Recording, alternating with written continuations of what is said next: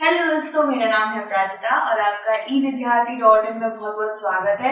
उम्मीद है सब अच्छा कर रहे हो, बिल्कुल ठीक हो। और जैसा आप जानते ही हो, हम लोग अपना पाठ 4 कर रहे थे आपकी भूगोल की किताब से। आपके पाठ 4 का नाम है वायु। तो जैसे कि आप जानते हो, बहुत सारे हमने विषय पहले से कर लिए हैं और अब हमारे पास जो विषय है वो आप जानते ही हैं, वायुमंडल की संरचना।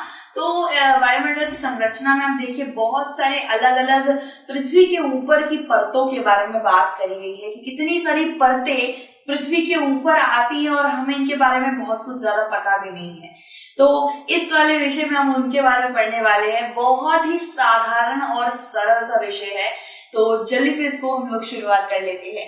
सबसे पहला है कि आपको जानना है कि कितनी परतें पृथ्वी के ऊपर विभाजित हो रखी हैं। तो बोला जाए 5 परतें पृथ्वी के ऊपर है। देखिए, शायद हम एक दो के बारे में जानते भी है, जैसे कि जिसको वायुमंडल के नाम से जानते हैं, ओजोन लेयर जानते हैं, है ना, जिसके अंदर हमें सूर्य की तपती गर्मी से वो परत हमें बचाती है। इससे ज्यादा शायद हम नहीं जानते हैं इतना। ठीक है, मैं जानती हूँ मेरे बहुत सारे चुनमुनु बच्चे जानते हैं मेरे, ठीक है, लेकिन अच्छे से एकदम मतलब क्या कहते हैं उसको, जड़ से नहीं जानते हैं। तो वह 5 परतों के बारे में पढ़े तो सबसे पहली परत आ जाती है शोभ मंडल। ठीक है, मुझे लगता है कुछ बच्चों का नाम शोभ भी होता है, शोभ ऐसे करके मैंने सुना है, मेरे एक दोस्त का नाम शोभ था। तो शोभ मंडल का अगर अंग्रेजी नाम बोला जाए तो इसे ट्रैपोस्फेयर बोला जाता है दोस्तों, ट्रैपोस्फेयर। ठीक है, ये 13 किलोमीटर लंबी ऊंचाई में फैला रहता है। देखिए, हम जब भी इंद्रधनुष बनाते हैं तो सबसे पहली परत इतनी होती है, फिर ये और फैलती जाती है ना, तो इसलिए इसकी ऊंचाई या लंबाई भी फैलती जाती है। तो हर एक परत हम पढ़ेंगे तो हर एक परत की ऊंचाई अलग अलग होगी, क्योंकि इतना फिर वो और ज्यादा फैल रहा है, तो इस वजह से सबकी ऊंचाई और लंबाई अलग अलग है। तो अगर पहली परत की बात करें तो ये 13 किलोमीटर ऊंची है। ठीक है, और मतलब ऐसे करके लंबाई में भी 13 किलोमीटर फैली हुई है। हम जिस हवा में सांस लेते हैं वह यही मौजूद है। तो अगर आप बोले कि क्या आप शोभ मंडल तक जा सकते हैं, तो या हम शोभ मंडल तक जा सकते हैं, क्योंकि उसके अंदर हवा सांस लेने की मौजूद है, इंसान मरेगा नहीं। ठीक है, इसके बाद है सबसे महत्वपूर्ण परत, इसे माना जाता है क्योंकि इसी के अंदर हमारी सांस लेने वाली वायु मौजूद होती है। फिर कोहरा, मूसलाधार बारिश, वर्षा, मौसम की घटना यहाँ ही होती है। यानी कि जितनी भी बारिश आती है, जितनी भी ओला वर्षा होती है, ओलावारी गिरती है ना, और किसी भी तरीके की अलग अलग मौसम की घटना जो भी होती है वो इस मंडल से होके गुजरती है। यानी कि समझ लीजिए ये शोभ मंडल है, तो बारिश आ रही है तो ये शोभ मंडल से गुजर के निकलेगी। ठीक है, तो जितने भी ये मौसम की घटनाएं होती है शोभ मंडल से होके जाती है। इसके बाद हम शोभ मंडल को पढ़ चुके हैं, एक बार और हम लोग सारे के सारे मंडलों को पढ़ लेते हैं। इसके बाद हम सारे मंडलों के बारे में पढ़ेंगे कि वो हमें क्या क्या चीजें प्रदान करते हैं। तो जैसे मैंने आपको बताया था, ये हमारी पृथ्वी आपको दिख ही रही होगी यहाँ पे, और पृथ्वी की बिल्कुल ऊपर शोभ मंडल पड़ता है। ये हमारी सबसे पहली परत होती है और ये वही परत होती है जिसके अंदर सांस लेने की हवा मौजूद रहती है। यहाँ पे आप अपना भाई उड़न खटोला कोई सा भी चलाना चाहते हो, जैसे कि यहाँ पे देख लीजिए हॉट एयर बलून लिखा हुआ है, यानी कि वो नहीं होता जिसके अंदर आग लगा के ऐसे उड़ते हैं। बहुत लोग जब घूमने जाते हैं तो वहां पे ऐसी चीजें भी होती है जहाँ पे वो घूम सकते हैं ऊपर। तो यहाँ पे इस जगह पे जहाँ पे शोभ मंडल पड़ता है, यानी कि ट्रैपोस्फेयर पड़ता है, वहां पे आप आराम से कोई भी तरीके के हवाई उड़न खटोले में बैठ कहीं भी घूम सकते हो, क्योंकि वहां सांस लेने के लिए हवा मौजूद है। ठीक है, यहाँ पे भी देखो तो यहाँ ट्रैपोस्फेयर देखिए, यहाँ पे शोभ मंडल पड़ता है, देखिए कैसे करके वो उड़न खटोला पे उड़ रहा है, इसको एरोप्लेन कहते हैं। तो हाँ, आपको यहाँ पे कुछ भी उड़ाना है या फिर आप यहाँ से स्काई डाइविंग भी कर सकते हैं। क्या वो हमने देखा होगा, एरोप्लेन से कूदते नहीं है नीचे, स्काई डाइविंग वो कर सकते हैं, क्योंकि यहाँ पे हवा मौजूद है सांस लेने की, यानी कि यहाँ पे जान है। ठीक है, यहाँ पे जीवन है। उसके बाद जो एक परत आती है वो होती है ओजोन परत। सबसे पहली परत ओजोन परत नहीं होती है दोस्तों, अब आपको पता चल गया होगा कि सोम मंडल सबसे पहली परत है। लेकिन अगर आप बोले कि क्या हम कहीं भी मतलब ऐसे उड़ सकते हैं, लेकिन नहीं, सोम मंडल में आप मतलब जीवन तो है, वहां पे सांस लेने की हवा तो है, लेकिन दबाव बहुत ज्यादा है, यानी कि सांस लेने में आपको थोड़ी बहुत दिक्कत हो सकती है। सोम मंडल आप ले सकते हैं, माउंट एवरेस्ट सोम मंडल को छूता है। जब भी हम माउंट एवरेस्ट या माउंट कैलाश के ऊपर, पर्वत कैलाश पर चढ़ते हैं, तो देखिए वहां के लोगों को बहुत ज्यादा सांस लेने में दिक्कत होती है। ठीक है, तो ऐसा नहीं कि सोम मंडल में भाई चलिए सोम मंडल चलते हैं, ऐसा नहीं है भाई, वहां पे हाँ सांस लेने के लिए हवा है, लेकिन दिक्कत हो सकती है क्योंकि थोड़ा दबाव कम है। ठीक है, तो यहाँ पे बात करें उसके बाद वाली जो परत आती है वो है ओजोन लेयर, जिसको ओजोन परत भी कहते हैं।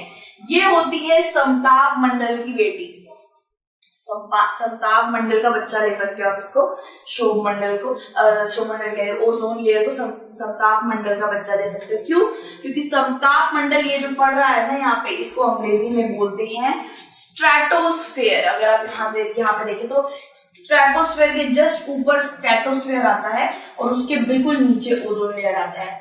देखा जाए तो सोम मंडल पहली परत है, उसके बाद जो दूसरी परत है वो है स्ट्रेटोस्फेयर यानी कि संपात मंडल, और इन दोनों के बीच में हमारा ओजोन परत आता है, जहां पे क्या है, ये ऐसी परत है जो ना हो तो भाई क्या हालत होगी हमारी, आप सोच भी नहीं सकते हो। क्योंकि सूर्य की जो बहुत ही ज्यादा ताप होती है, बहुत तेज किरणें होती हैं, वो अगर ये ओजोन परत ना रहे या स्ट्रेटोस्फेयर यानी कि संपात मंडल ना रहे, तो वो बिल्कुल सीधा हमारे पूरी जो हमारी जो त्वचा है उसको भेद सकती है, उसको जला सकती है। बहुत अलग अलग तरीके के हमें क्या हो सकते हैं, बीमारियां हो सकती है, जिसको आपने नाम से सुना होगा स्किन इन्फेक्शन, स्किन डिजीज। ठीक है भाई, हम तो अपने घरों में बैठ के छुपके बैठ जाएंगे, लेकिन जानवरों का क्या होगा, उनकी भी हालत बहुत ज्यादा खराब हो जाएगी। तो भाई ओजोन परत का होना काफी जरूरी है, और संपात मंडल की बेटी ओजोन परत है। देखो संपात मंडल को मैंने आपको इंग्लिश में नाम बता दिया, स्ट्रेटोस्फेयर बोला जाता है। ये और ओजोन परत, ये दोनों ही परतें होती है जो हमें सूरज की तपती किरणों से बचाता है। ठीक है, पहली परत है सोम मंडल जहां पे जीवन है, सांस ले सकते हो। दूसरा है संपात मंडल जो तपती किरणों से बचाता है।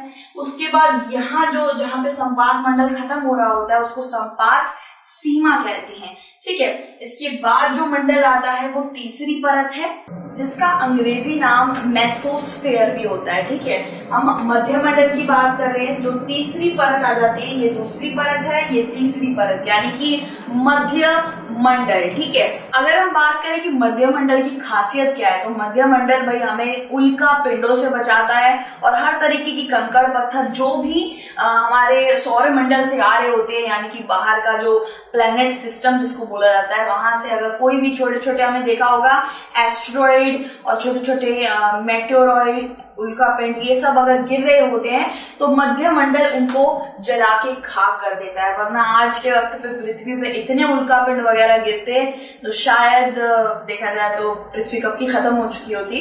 लेकिन ये हमारा मध्य मंडल जो है, जिसको तीसरी परत बोला गया है, यही हमारा भाई आप कह सकते हैं रक्षक की तरह काम कर रहा है, क्योंकि उल्कापिंड और जितने भी छोटे छोटे कंकड़ पत्थर है उनको ये वहीं पे खत्म कर देता है हमारे पृथ्वी पे आने से पहले ही।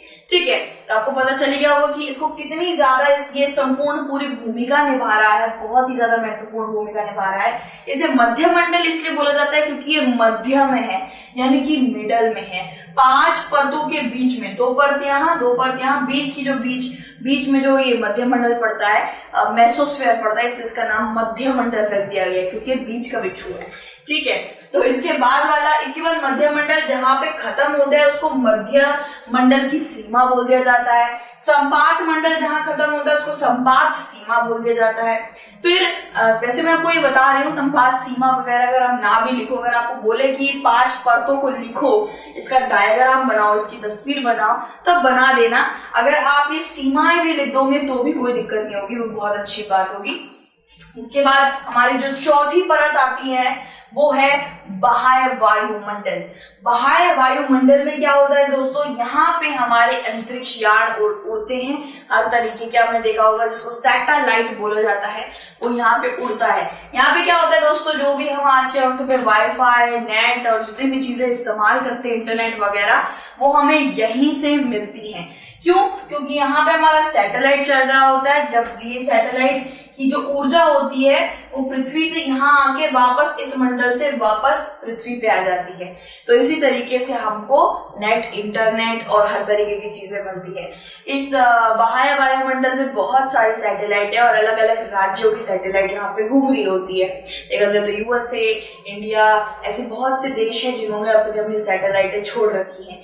ठीक है, और फिर हम बात करें पांचवी परत की। देखिए बाह्य वायुमंडल जो हमारी चौथी परत है, इसको थर्मोस्फेयर बोला जाता है, जिसका मैं अंग्रेजी नाम बोलना भूल गई थी। थर्मोस्फेयर इसको बोला जाता है। ये दोस्तों ये वही परत है जिसके अंदर आपको सैटेलाइट घूमते हुए मिल जाएंगे, जिसके अंदर आपको अरोरा लाइट, इसको अरोरा लाइट कहते हैं। ये शायद कहाँ पे होता है ये दोस्तों, मैंने दिमाग से निकल गया, मैंने देखा है बहुत बार, शायद नॉर्वे में होता है। हाँ, शायद नॉर्वे की ये अरोरा लाइट बहुत ज्यादा प्रसिद्ध है। वहां पे लोग जाते हैं देखने, वहां पे टेंट वगैरह लगा के लोग बहुत देखते हैं। शायद ये साल में एक बार या फिर बहुत सालों में एक बार आती है, पता नहीं ऐसा कुछ होता है, फिर चलता रहता है, बट इतना मुझे नहीं पता। लेकिन मैंने थोड़ा बहुत देखा है, इसके वॉलपेपर वगैरह जब भी मैं लगाती हूँ या फिर कभी भी थोड़ा बहुत टीवी वगैरह में देखने को मिलता है, तो इसको अरोरा कहते हैं और ये यहीं से आती है। बस अगर आपको ये याद ना रहे तो ये याद रखना कि जितने भी हमारे ये यान है ना, सैटेलाइट वगैरह, ये सब यहीं घूमते हैं। उसके बाद हमारी पांचवी परत जो आती है, जो हमारी आखिरी परत है, वो है बाह्य मंडल। ये बाह्य वायुमंडल है और ये बाह्य मंडल है। यहाँ पे आपको अलग अलग तरीके की गैस सूंघने को मिलेगी। वैसे तो नहीं सूंघ सकते क्योंकि यहाँ तक पहुंचोगे तो भाई कंकाल हो जाओगे। यहाँ पे आपको मिल जाएगी हीलियम गैस घूमती है यहाँ पे। और बाह्य वायुमंडल ही वो जगह है जहां पे रॉकेट घूमता है, अंतरिक्ष यान वगैरह घूमते हैं। ये यहाँ पे सैटेलाइट घूमता है जिसको उपग्रह बोला जाता है, और यहाँ पे अंतरिक्ष यान घूमते हैं। यानी कि हमारी पांचवी जो परत है उसमें आपको रॉकेट वगैरह, अंतरिक्ष यान वगैरह घूमते दिखेंगे। और अब जानते ही हैं रॉकेट में बंदा बैठ के तो जाता है, लेकिन क्या आप वहां से हाथ बाहर निकाल के कह सकते हैं, क्योंकि उसमें बिल्कुल भी वहां पे हवा है ही नहीं। मैंने आपको एक बढ़िया सी चीज बताती हूँ कि जब भी जितने भी एस्ट्रोनॉट, जितने भी हमारे साइंटिस्ट वगैरह एस्ट्रोनॉट भेजते हैं कि मंडल, ये क्या कहते हैं, मंगल ग्रह घूम गया हो, ये चांद घूम गया हो, ये लोग जाते हैं ना अपना अंतरिक्ष यान में घूमने, तो जब भी वापस आते हैं ना, वापस आने के बाद ये ढंग से खड़े भी नहीं हो पाते हैं, इनको थोड़ा बहुत सांस लेने में दिक्कत आती है, क्योंकि ये ऐसी परत में रहकर आ रहे होते हैं जहाँ पे हवा नहीं है, जहाँ पे इनके जो पैर होते हैं वो उड़ते रहते हैं, जहाँ पे पानी उड़ता रहता है, खाना उड़ता रहता है, मतलब कि यहाँ पे ग्रेविटी। ठीक है, तो मैंने ऐसे ही देखा था एक शायद सीरियल वगैरह, तो उसके अंदर मैंने देखा था कि कैसे करके एस्ट्रोनॉट वगैरह जब धरती पे आते हैं, मतलब पांचवी परत पे तो कुछ नहीं है ना, ऐसा कुछ भी नहीं है कि वहां पे एक चीज खड़ी रहे, वहां पे सब उड़ता रहता है। वहां पे पानी वगैरह वो बड़े मुश्किल से अपना सरवर धोते हैं, वहां पे हर वक्त वो उड़ते ही रहते हैं। तो अचानक से पृथ्वी पे आएंगे जहाँ पे पैरों को जमीन पे रखना होता है और हवा सांस, मतलब मुंह पे कुछ लगा कर नहीं रखना होता है, यहाँ पे सांस है, हवा है, तो अचानक से किसी अलग जगह पे आपको लाकर रख दूं तो आपको भी दिक्कत होगी, तो वैसे एस्ट्रोनॉटों को भी दिक्कत होती है। चलिए अब यहाँ पे थोड़ा सा समझते हैं, यहाँ पे मैं लिख भी देती हूँ, आइए समझे। ठीक है, वो यहाँ पे हम लोग समझने वाले हैं पांचों की पांचों परतें हमारे पृथ्वी के ऊपर जो है। सबसे पहला यहाँ पे हमारा पृथ्वी बना देती हूँ मैं। अब भाई मेरी कलाकृति पे मत जाना क्योंकि जल्दी जल्दी मैं बना रही हूँ। पृथ्वी, ये हमारी पृथ्वी है। उसके बाद यहाँ पे मैं लिख देती हूँ, इसको समझना काफी जरूरी है दोस्तों, क्योंकि मतलब जरूरी है ये, मतलब महत्वपूर्ण है कि आ सकता है, इसमें से बहुत सी चीजें आ जाती है। और इसके ऊपर जो सबसे पहली परत आएगी वो है क्षोभ मंडल, जिसको ट्रैपोस्फेयर भी बोला जाता है। ठीक है, ये हमारी पहली परत आ जाती है। ठीक है, तो पहली परत ये है जिसके अंदर हम सांस ले सकते हैं, हवा ली जा सकती है, हम लोग जिंदा रह सकते हैं, जिससे लोग स्काई डाइविंग भी करते हैं। ठीक है, ये हमारी पहली परत है जिसके अंदर आप जिंदा रह सकते हो। और यहाँ पे मतलब यहाँ पे हल्का सा आपको सांस लेने में दिक्कत होगी क्योंकि बहुत ऊपर है। ठीक है, जितना भी हम ऊपर जाएंगे हवा का दबाव बढ़ता जाता है, सांस लेने में थोड़ी बहुत दिक्कत होती है। इसी के ऊपर जो लेयर आती है वो है ओजोन परत। ठीक है, ओजोन परत की बात करें तो ये किसी का बच्चा है, वो किसका बच्चा है, तो ये दूसरी परत का नाम लिख देते हैं हम लोग स्ट्रेटोस्फेयर। स्ट्रेटोस्फेयर ओजोन लेयर का ही बच्चा है, वरना आप ऐसे कह सकते हैं कि शोभ मंडल और संपात मंडल के बीच में जो पड़ता है वो ओजोन लेयर है। ये दोनों ही मंडल हमें किससे बचाते हैं? ये दोनों ही मंडल हमें सूरज की तपती किरणों से बचाते हैं। अगर ये दोनों मंडल नहीं हुए, देखिए हर कोई एक परत अपनी एक अलग भूमिका निभा रहा है, अगर इनमें से एक भी हटा तो सब कुछ स्थिति सब बिगड़ जाएगी। तो ये हमें सूरज की तपती किरणों से यूवी रेज, जिसको बोला जाता है यूवी रेज, इनसे हमें बचाता है। ट्रैपोस्फेयर की एक और मैं बात बताना चाहती हूँ जिसको शोभ मंडल कहते हैं। इसकी एक और बात बताना चाहती हूँ कि जितने भी उल्का पिंड नहीं, ओलाबारी जो होती है, मौसम अलग अलग मौसम होता है ना, वर्षा होती है, ओलाबारी होती है, ये सब इस ट्रैपोस्फेयर के अंदर ही होती है। यानी कि जो भी ओलाबारी वगैरह होती है यहाँ पे जो भी होता है और उससे होकर निकलता है। ठीक है, इसके बाद स्ट्रेटोस्फेयर के बाद वाली जो परत आती है, स्ट्रेटोस्फेयर के बाद वाली जो परत आती है उसे मध्य मंडल बोला जाता है या मेसोस्फेयर बोला जाता है। ठीक है भाई, मेसोस्फेयर। भाई ये मेरा बिल्कुल खड़बड़ा सी जा रही मेरी जुबान, पता नहीं इनके नाम इतने भयंकर से हैं। मेसोस्फेयर, ठीक है, तो भाई हम अपनी एक्सेंट में आ जाते हैं। मेसोस्फेयर जिसको भाई मध्य मंडल भी बोला जाता है। इसके अंदर क्या होता है दोस्तों, इसके अंदर मैंने आपको बताया था ये बहुत ही ज्यादा महत्वपूर्ण एक भूमिका निभाती है। सारे के सारे उल्का पिंड हो गए या किसी भी तरीके के पत्थर हो गए, एस्टेरॉइड जिसको बोला जाता है, वो सब हमारी पृथ्वी पे आकर बहुत ज्यादा तबाही ना मचाए तो मेसोस्फेयर यानी कि जो मध्य मंडल होता है उसको वहीं पे वो जला के खाक कर देता है और पृथ्वी पे आने से रोक लेता है। ये हमारी तीसरी परत हो जाती है जिसको मध्य मंडल भी कहते हैं। इसके बाद जो मंडल आता है वो चौथा परत है हमारा थर्मोस्फेयर। यहाँ पे हम लिख देते हैं थर्मोस्फेयर, जिसको अंग्रेजी में आप क्या कह सकते हैं, ये मध्य मंडल हो जाता है, ये हो जाता है बहिर्वायुमंडल।